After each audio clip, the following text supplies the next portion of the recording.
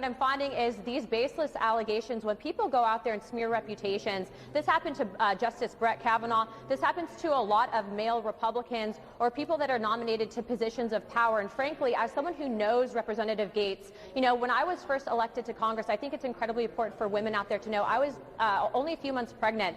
I had a reporter come up to me and ask me how many members of Congress I had had sex with, also alleging that I had a relationship with Matt Gaetz, which was categorically false. But the reason why they did that is because I was standing up against the machine that exists here in Washington, D.C. So be aware that these types of smear campaigns do exist. That's why I've been so adamant about getting the facts out there, and I still back him. Frankly, I think that if the DOJ and the FBI had evidence, they would have prosecuted, because Matt Gaetz is a thorn in their side. But that's exactly why I think it's important for your network, especially, to put the facts out there, and that's why I chose to come on today. On screen. What about Gaetz? Sonny, you have a legal note. I do have a legal note. Thank you, Whoopi.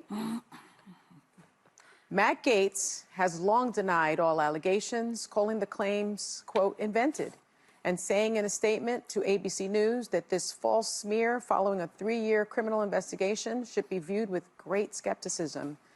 That DOJ investigation was closed with no charges being brought. We'll be right back. What's going on, guys? So Matt Gaetz, as you guys know, there's this whole controversy around him, fake controversy, that I mind you. And this is something that I decided to do some research on. Many people had a lot of opinions about Matt Gaetz. And my final verdict is I think Matt Gaetz is innocent. I think he'll make a great attorney general.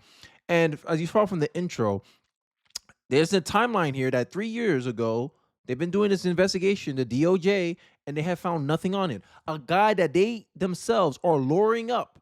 They themselves who said that they will quit their jobs if Matt Gaetz becomes attorney general. These people spent 3 years investigating Matt Gaetz for allegations that are now the ethics community is coming up with, saying that, oh, we have damning reports, hackers got materials, and all this garbage, right? As you saw from the intro as well, you saw Sonny Holston having to make a legal note so that way the show doesn't get sued by Matt Gaetz. Why is that? Because this report has just as much credibility than the report that Adam Schiff had about Trump being a Russian spy. All this is a common tactic that Democrats have done for a long time. And I'm going to show you a flashback clip, as I usually do when I do my research. But before then, I want to give you some news. Breaking. Lindsey Graham, who was saying he didn't know if he could support Matt Gaetz, is changing his tune. After he met with Matt Gaetz and J.D. Vance, Graham is now urging other GOP senators to drop their Gaetz derangement syndrome and vote to confirm him. I fear the process surrounding the Gaetz nomination is turning into an angry mob, and unverified allegations are being treated as if they are true. I have seen this movie before. We have seen this movie before. And I'm going to show you a clip of Nancy Pelosi in 2018 during the Kavanaugh hearing explaining the concept of a wrap-up smear. And I believe this wrap-up smear is the same tactic being deployed on Matt Gaetz. Let's take a look. It's a self-fulfilling prophecy. You demonize, and then we call it the wrap-up smear. If you want to talk politics, you call it the wrap-up smear. You smear somebody with falsehoods and all the rest, and then you merchandise it. And then you write it, and they'll say, see, it's reported in the press that this, and this. So they have that validation that the press reported the smear, and then it's called the wrap-up smear. Now I'm going to merchandise the press's report on the smear that we made. Is this not case in point of what's going on with Matt Gaetz right now? Allegations that is unverified. The lawyers of the women don't even want to make a public testimony, which hurts their credibility even more. And the media wants you to treat it as if, yes, this is true. This is true. On these leftists online, oh my God, a man who's been accused of sexual abuse doesn't mean it is true. Doesn't mean he's guilty of those things. And if you hold on to the principle that you're innocent until proven guilty, then you got nothing.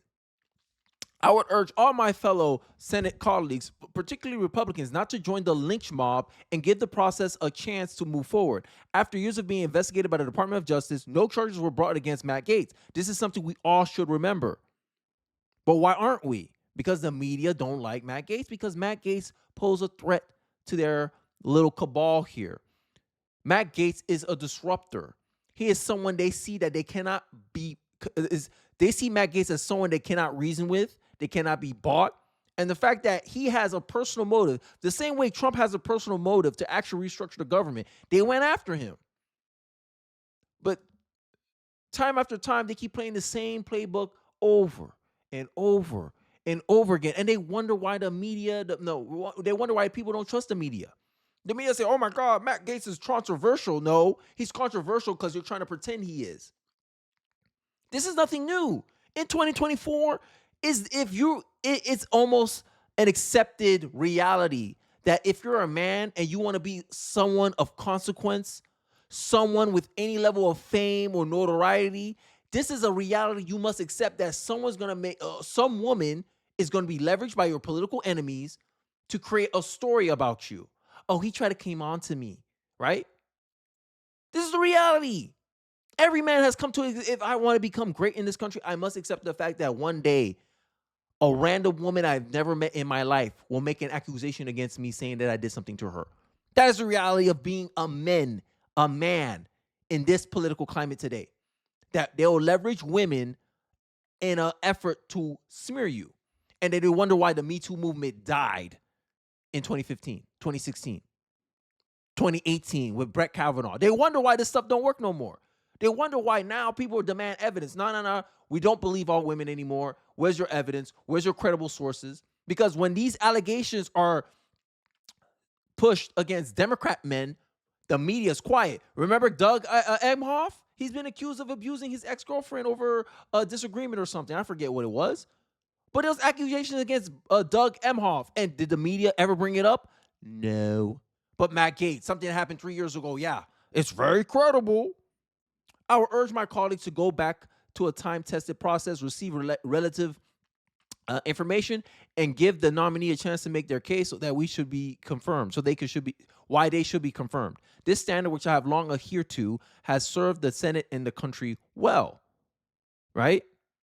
And before I continue, because I have one more piece that I want, I believe this clip here you're about to see is the best case for why Matt Gaetz should be Attorney General. Let's take a look. Right. Matt Gaetz was nominated for this position because we have a problem at the Department of Justice. For the last 8 years, they have run roughshod over rule of law in this country. They have prosecuted political opponents. They ran the Russia collusion hoax. And too many people in Washington, D.C. did not stand up against what was happening there. And many Americans are upset about it. Matt Gaetz is one of the most effective people at fighting that Russia collusion hoax and other information operations, whether it was the Brett Kavanaugh information operation, the Donald Trump Russia collusion hoax information operation, or the one that is referenced here, which is something that the FBI and Department of Justice, which hate Matt Gaetz, looked into and cleared him of any wrongdoing. The idea that this is about the issue is corruption. It's the Department of Justice's corruption, and people are sick and tired of people in Washington, D.C. doing nothing as these people tried to destroy the country and getting upset at someone who actually might root out the corruption there. We don't have a Department of Justice. We have a Department of Injustice, and that's why you get Matt Gaetz as a nominee. I think that was the best case made for why Matt Gaetz should be Attorney General. Like, it's so blatantly obvious this is all political, right? The media wants to bring attention to Matt Gaetz allegations, but they don't want to bring any attention to Doug Emhoff's allegations of abuse. Look at this. You look at that, and you wonder why Americans don't trust the mainstream media, or legacy media, as they're being called now.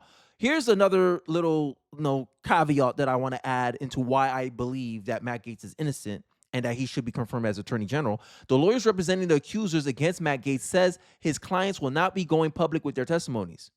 But Biden's accusers went public with their testimonies. I think Doug Emhoff's accuser went public with their testimonies. The media's not giving it any oxygen, though. But they want to sit here virtually, oh my God, he's being accused of this. He's a sexual abuser. He's a child trafficker. He's a sex trafficker. Making all these accusations. This is the left making all these accusations based on their imagination of events, based on their assumptions of events, with no real evidence backing up their assertions, backing up their claims. Liberals suffer more from their imagination than from reality. This is the reality of liberalism at this point in time. The DOJ determined the testimony is in case lacked credibility. My client's position has always been that they're only willing to speak to someone. We're going to read it because I don't want to watch the video. Someone, unless they are forced to do so by law. It sounds to me like they know if they show up in an unedited interview, everyone will notice massive inconsistency in the story, just like the corrupt DOJ did. right? And I think the reason why a lot of these senators are changing their tune is that Donald Trump has informed Matt Gaetz that his confirmation is something he wants to fight to guarantee.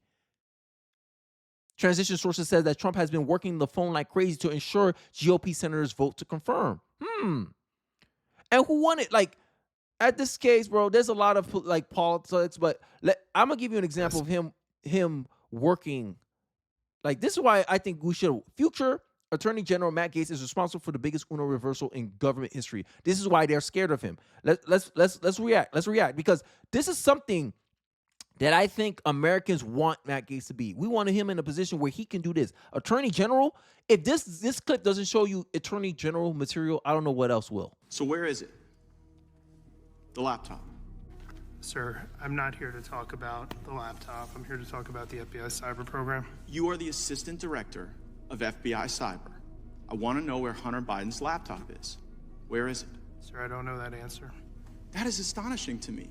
Now, you're telling me right here is that as the assistant director of FBI Cyber, you don't know where this is after it was turned over to you 3 years ago.